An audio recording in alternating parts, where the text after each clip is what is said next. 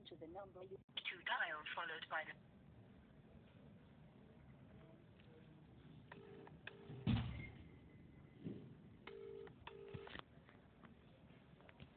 Hello, you've reached Samaritans.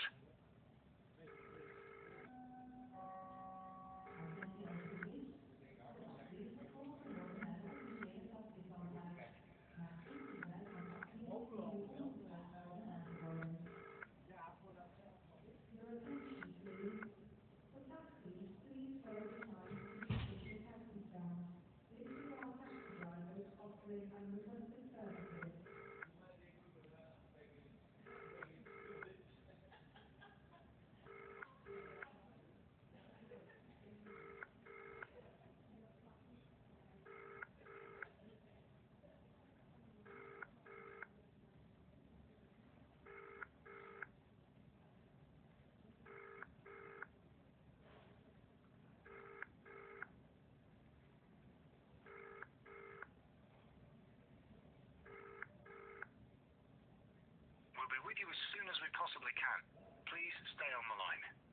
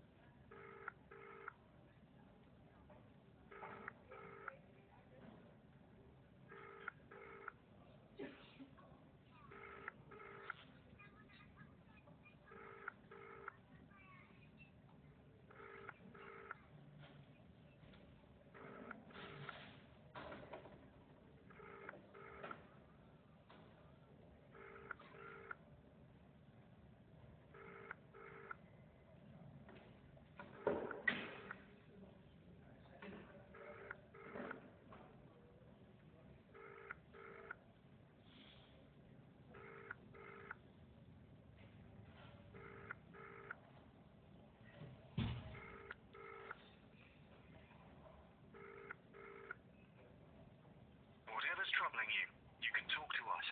Our volunteers are here to listen. We won't tell you what to do.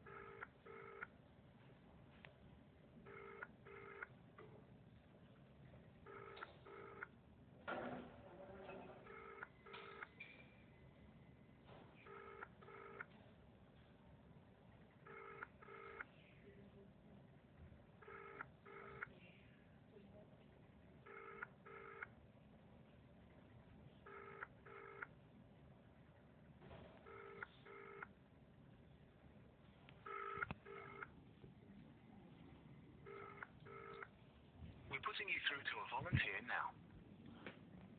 Martin, can I help you? Oh, hello. My name is Howie. Hi, Howie. My name's Hannah. Hi, Hannah. Nice to meet you. Hannah, I have to explain something before I try to talk. The previous volunteer, instead of listening to me, he interrogated me like the Nazis, and then after 20 minutes, he just hung up the phone on me, making me feel even more suicidal than I already am. I do not want to be treated in this disrespectful manner, especially in the way that he ended it, with saying that he was a professional call listener, and he said that what I was saying got absolutely nothing to do with his job. This type of person is not a professional call listener, and he's a despicable person who makes suicidal people want to kill themselves even more than they already do. I'm really sorry that you've had a negative experience. I'll, do my best to listen and, talk about the things that you need to tonight. You said that you're feeling suicidal this morning. That's... Yeah. No, I need you to be a little bit thick-skinned because I have word-finding problems. That's okay. Can you tell me a little bit more about... At the moment, I'm trying to breathe so I get the right words so I don't offend you in the same way I offended your colleague. Okay.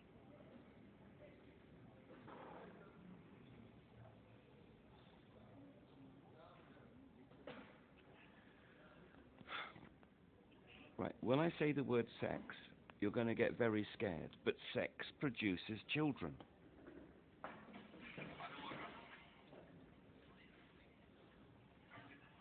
Right. Without children, you cannot have a bond. There cannot be a bond between two people. For some people, it works. I have a cousin, and he has a wife, and they don't want any children. And that's their decision. They can do that. But if you're a very antisocial person, such as myself, who's highly offensive, who's got extremely bad behavior, and can't bath or do anything, there is nobody in their right mind who wants to spend any time with me whatsoever. Do you understand? I hear what you're saying. That's... Yeah. I have a brain injury, but in order to legally exist, I have to have a guardian. I see. In order to have a guardian, I have to have a relationship with that guardian. And the only way to have a relationship with a guardian is to have a child, is for the guardian to become pregnant. And it's very unlikely that's going to be done by artificial insemination. It's going to be done with a natural process. Okay. So I don't know, have I said anything offensive to you yet? No, I'm just listening to what you're telling me. Right. I'm just trying to understand. But I can't have a relationship with anybody because of my severe behavioral problems. Okay.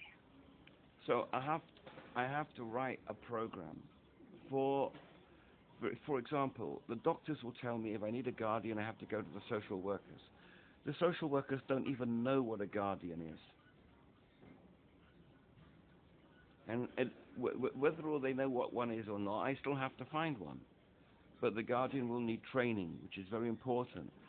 So I am a homeless, brain-injured person, and I have to write my own medical training program. I mean, does that not sound completely ridiculous and preposterous? Yeah, especially if it's for someone who's supposed to, take, look after you and. Right. So let me.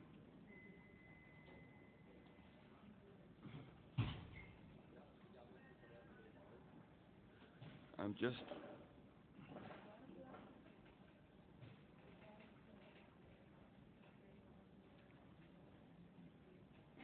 Hold on a second.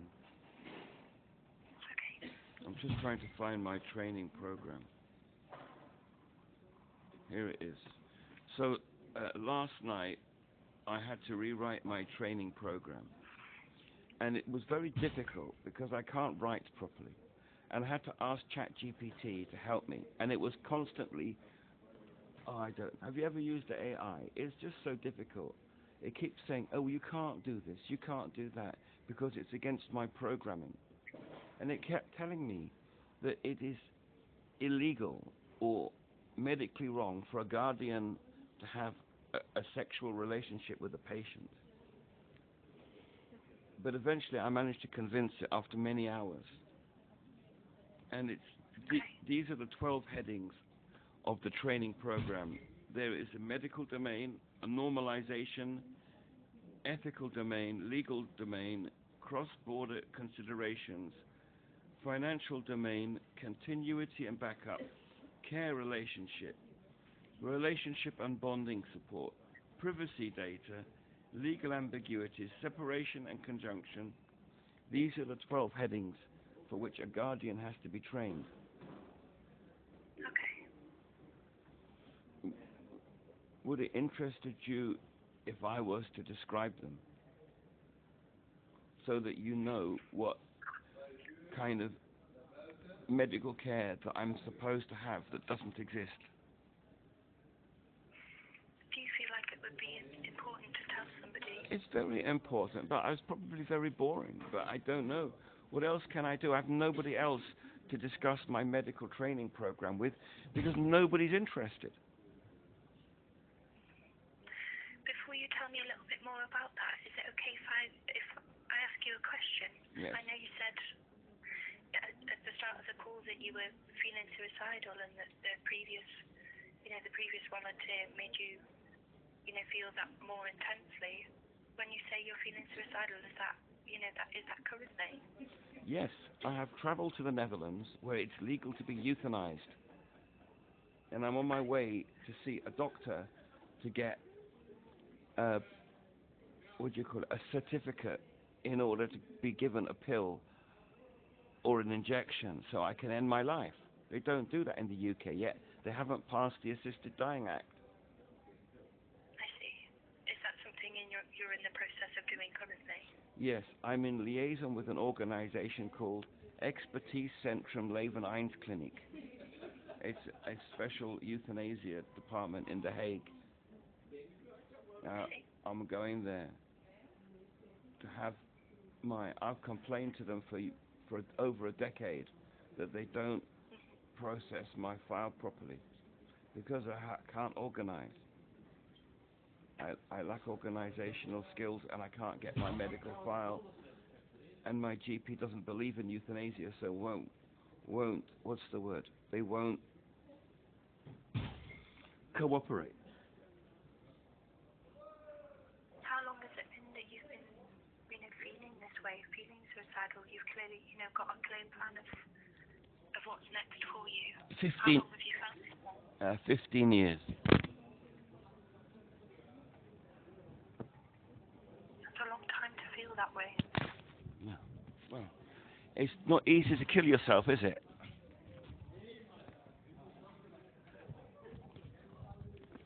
especially when you've got children to look after.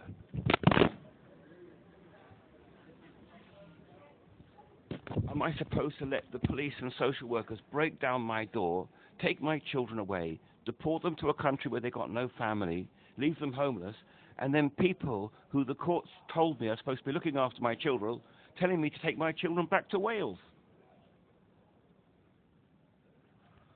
Is that where your children are now? No, my children were deported from Wales by the police and social workers.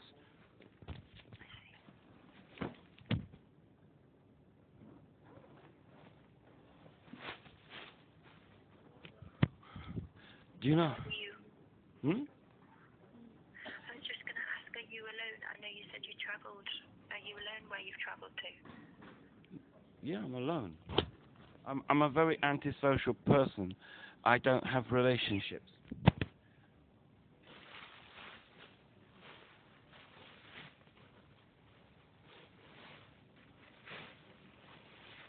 So when you've been writing, this plan for, What? you've been writing this plan for, the medical plan for someone to be your guardian. Is that something that, having someone there to support you kind of would will you kind of take the process still to euthanasia? Yeah, it was a bit. I can't understand things very well sometimes. Could you repeat that slowly? Yeah, of course. It was quite a convoluted question, sorry. I was just saying that you've written a medical plan, haven't you, for a guardian? Yes, I've been writing that. Thank you very much. And it's not easy, especially I've got literacy problems. But it doesn't mean I'm completely illiterate. No. When you've been writing that, I know you said that you're in the process of going down to get euthanized. This plan that you've written, is that something that, that would make you not go down that route? Exactly. The whole point of having a guardian is to receive the medical treatment for my brain injury so I don't have to kill myself.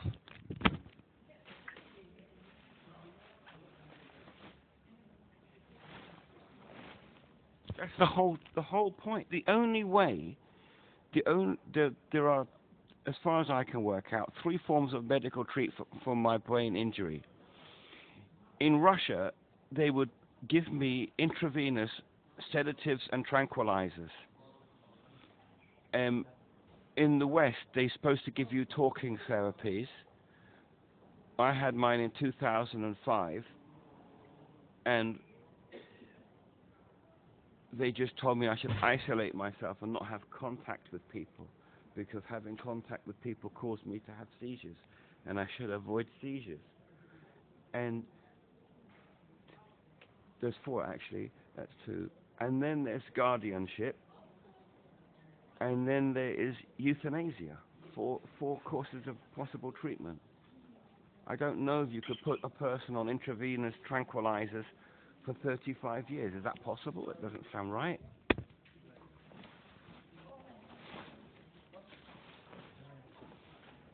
said you've previously, been through talking therapies, quite a while ago, about 20 years ago. Yeah, they're complete rubbish. Absolute waste of time. All they do is marginalize you even more than you're already marginalized. They don't even diagnose what your medical condition is. So,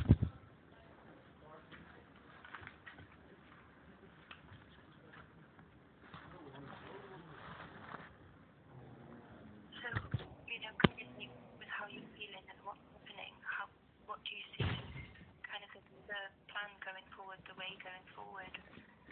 Well, I'm going to my meeting. I'm going to ask the end-of-life clinic why they're taking so bloody long. I had a meeting with them several months ago and complained about how long it takes them to do anything. I just don't The problem is that people listen, but they don't take on board what they're dealing with. I've been dealing with this clinic for over 10 years, and I wrote a complaint. And it's like they're the people who are brain injured, not me. They just don't have the attention span. They don't have any correct computer software to manage their clients properly. They expect me to turn up on their doorstep in a broken wheelchair, complaining again. I find that really offensive for both of us. I find it offensive for. Sorry. It's offensive for both me and them. Because they're going to be offensive. Why is this bloke on my doorstep again in his stupid wheelchair complaining?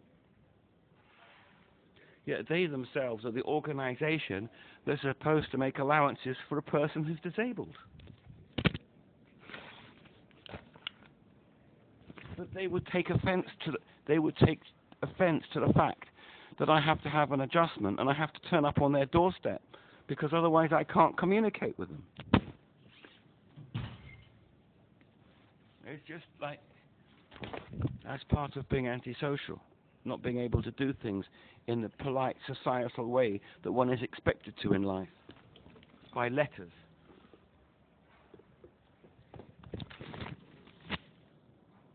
And you said there's a meeting with them coming up?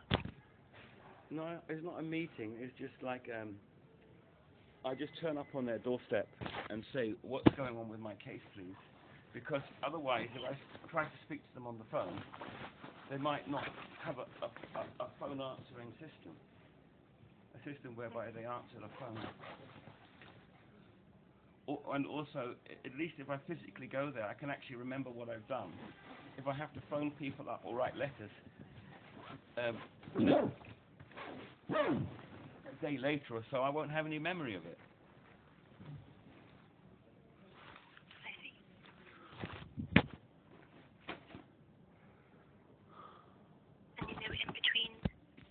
Going there and asking them about that, where is it that you're saying, are you alone? Please repeat the question slowly. Where you are now, are you alone? Yes. I'm a very isolated type of person, because relationships cause me to have seizures. I don't have relationships. Even when I try to deal with my family members, if they find me terribly offensive.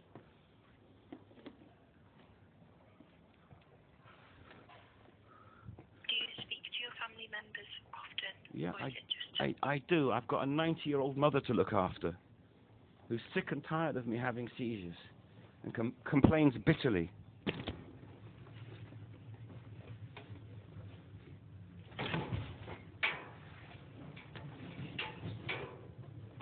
When you say you look after your mother, is she where you are now? No. My mother is not a homeless person who sleeps on the street.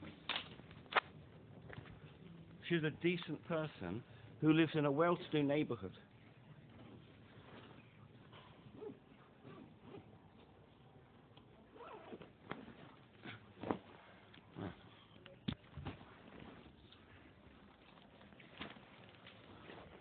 When we started this call talking about your medical plan,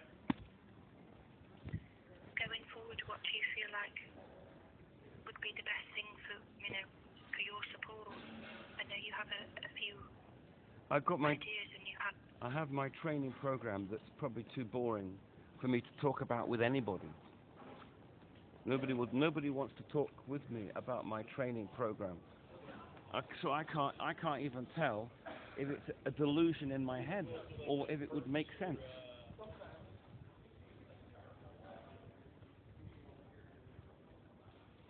Is there anything from your plan that you feel like would be, helpful to talk about now? It's just, from my plan, it's the sexual aspect, because that is the reason why the previous volunteer put the phone down on me. It's because when people use the word sex, they let me try to put it. It makes people feel nervous, and when they're nervous, they can't think straight. And I think if that gentleman had given me one more minute of his time, he wouldn't have just slammed the phone down on me and make me feel even more suicidal than I am.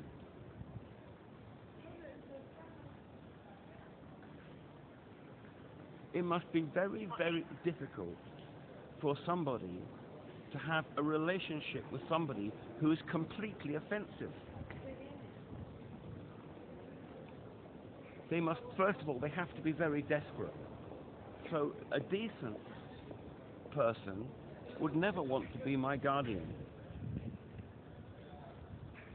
Do you understand what I'm trying to say? I cannot get a guardian who is a decent person, because I am not decent. I am so offensive that, for example, your previous volunteer put the phone down on me. I'm that disgusting. If the volunteer had stayed for the minute, like, a minute more, like you said, what is it that you would have wanted to say to them? I would have explained to him why, in a medical relationship, it is not unethical to have sex and a baby. That's what he should have tried to understand, because that's my terrible problem that I've got. That I cannot get the medical care I need, because medical care can only be given to me by a family type relationship.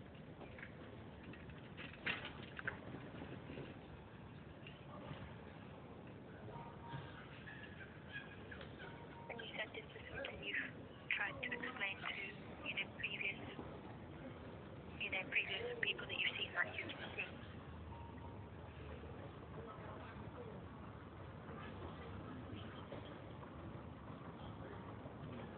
Yeah. So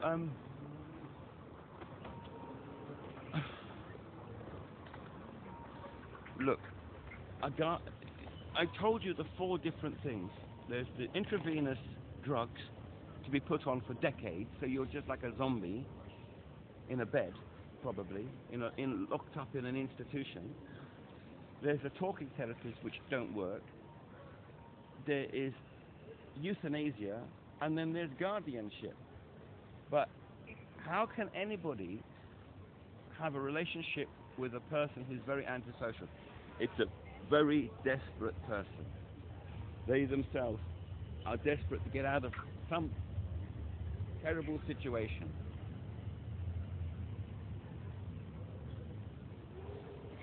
And to get out of that terrible situation, they have to have a baby with essentially a mad person.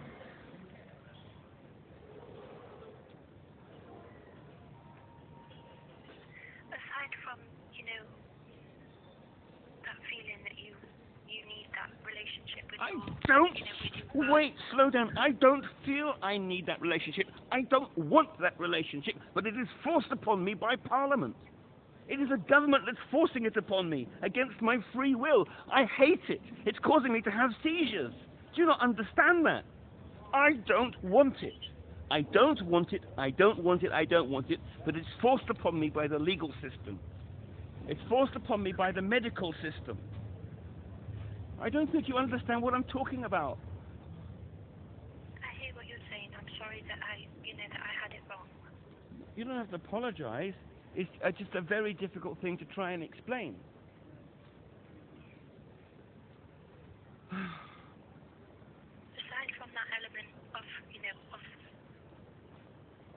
feeling like you would have to have that with your guardian, what support do you feel like, that you would need from that guardian? I know you mentioned the... Okay, yes, so exactly. So that's everything is in the program, those 12 points, which I can elaborate on.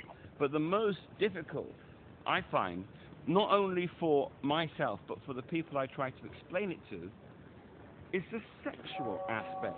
That it is very, very difficult, because even in the world of professional guardianship, a teacher is not supposed to have sex with their pupil. A police officer is not supposed to have sex with, whatever, I don't know, the perpetrators or the people they're protecting, I don't know. Doctors aren't supposed to have sex with their patients.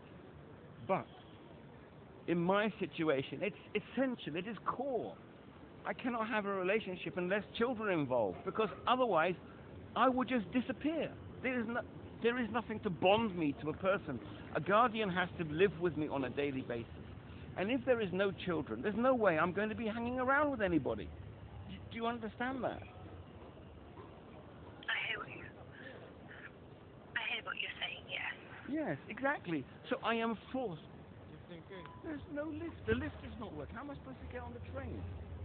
When you go, I'm going to The Hague. hey, sometimes when it's used too much, you have to wait for like 10 minutes, then it can work again. I work for the trains, but then the... Oh, you have to hang around for 10 minutes. Thank you. Yeah? Okay, no problem. Thank you. I just wish people would leave me alone and not talk to me. Sorry about that. I was distracted by some nosy security guard wondering what I was doing. Are you still there, please? That's okay. What? Yeah, I'm still here, Harvey. But I'm just wondering. Yeah, I know. I don't know if I'm really painting a picture of what a terrible situation I'm in.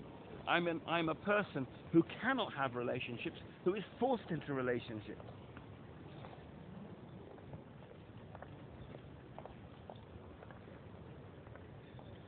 Out of all the 12, headings that you explained out of your plan, what do you feel like is the most important Right. one for you? I'll read it out. It's just like one sentence, I think.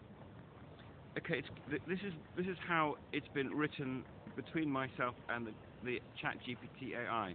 It's called Relational and Bonding Support. As part of comprehensive care, adult guardians' participation in structured bonding activities, including consensual intimacy to maintain trust, emotional stability, and cognitive capacity. Licensed sexologists or therapists provide guidance and oversight to ensure that these interactions are safe, consensual, and integrated into the donor's overall therapeutic plan.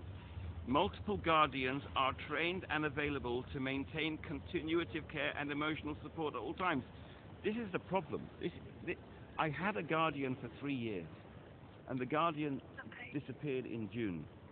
And when I tried to speak to a doctor about it, they said, yes, don't you know that if a guardian dies or they themselves become incapacitated, you will have nobody. But they're telling me that I have to have sex with more than one woman at the same time? This is a preposterous concept. Why should... But it's the truth. The truth is that if a person becomes a widower, then they have no more guardian. This previous guardian... Sorry, go on. No, I'm just saying that there are all these concepts that I'm thinking about 35 years after having had a brain injury. I'm having to think about these concepts that weren't even explained to me by the medical system in the first place. I just don't understand. And then when I try to explain it to people, they get offended. I don't understand why nobody wants to think through what proper medical guardianship is. And I think it's because that people who are brain injured are considered waste products, and therefore they're undeserving of a family. They're undeserving of a guardianship. They should just be treated like waste products. Hopefully they will commit suicide and die and not bother people anymore.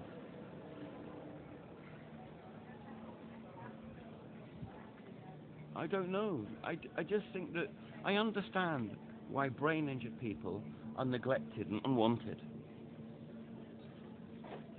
Because I've lived through that for 35 years.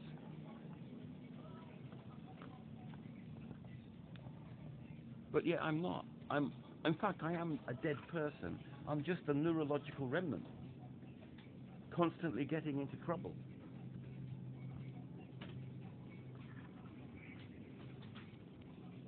Harry, you said that you need a guardian, but you've travelled to The Hague on your own.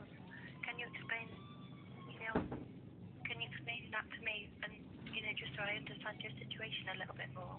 Yes, the British government is only waking up to the fact that they've got to get rid of the expensive disabled people in society that they can't afford to look after. The easiest way to do it is give them a pill and kill them. So, but they haven't passed a law yet, but they passed it in other countries a long time ago. So for you, when you chose to travel, how did you do that? I got on a train, bought a ticket, got through security, got on the train, got off the train. But because my appointment is 9 o'clock in the morning, there's no trains that early, so I have to go and travel the night before. So that's why I'm this early in a foreign country. Otherwise, it would just be a day trip.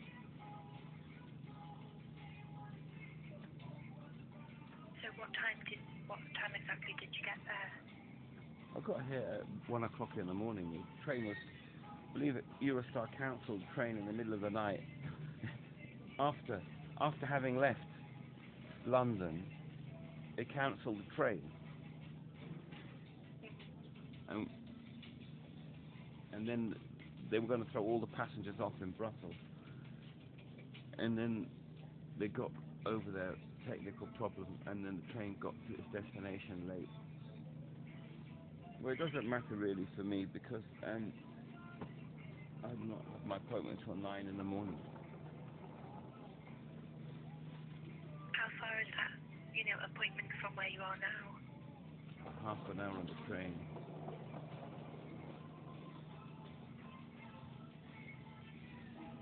So is that something that you'll be setting off for soon? Yeah, I was just trying to get onto the platform, and then the security guard was telling me that the lifts are broken. They only work once every 10 minutes. It's a crazy system. International airport, and the lifts only work once every 10 minutes.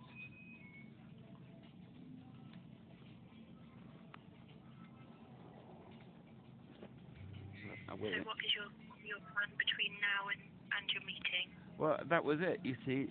So the problem is that if I go to a meeting and I'm not prepared,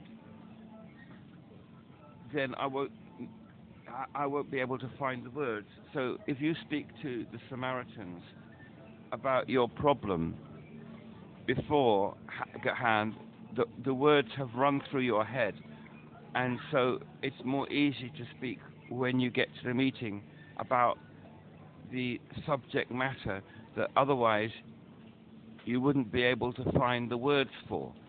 And I need more practice about speaking about sexual therapeutic relationships. And I think it's very difficult for me, and it's very difficult for somebody like you or your previous colleague who just put the phone down on me the moment they heard the word sex.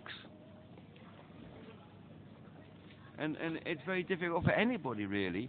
If the concept of sex is considered a taboo subject in society, yet it is an essential core concept of a medical process to restore people's mental capacity, it makes it's no wonder that the social workers don't even know what a guardian is. I am not surprised. But the problem is that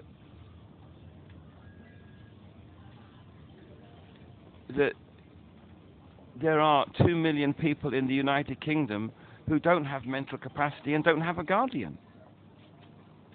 And part of the reason is because the problems what we're discussing right now on the phone, because there's nobody to talk about intimate subjects with, and the necessity